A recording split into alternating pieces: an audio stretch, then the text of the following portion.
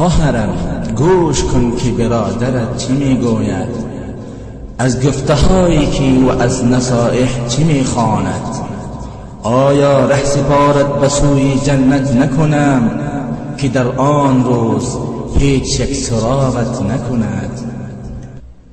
خواهرم آینه عزت نمایی، رمزی راز خلقتی ارزو سمایی. از گلیم خود من پایت بیرون،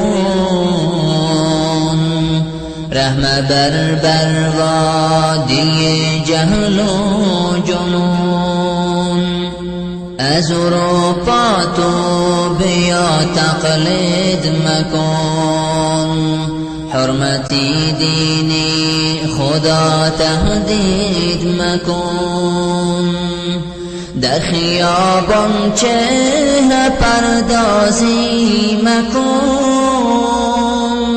نزد مردم خیمه شب بازی مکن. با هزاران رنگ و آرایش مکن، اجتماع را سلب آسایش مکن. زلفی خود از چادرت بیرون مریز، در مسیری چشمها افسون مریز. این سر و سینه نشان دادن چرا، خود نشان این و آن دادن چرا. خوابی غفلت این چرا آهنگ توست، بد حجابی به حجابی ننگ توست. خواهرم تقلیدی به دینان مکن، دشمنی دینی خدا راضی مکن. خواهری من فتنه انگیزی مکن، با اصول دینی خود بازی مکن. از خدا دم میزنی یا از گناه، پیروی شیطان شدی رویت سیاه. پیروی شیطان شدی رویت سیاه.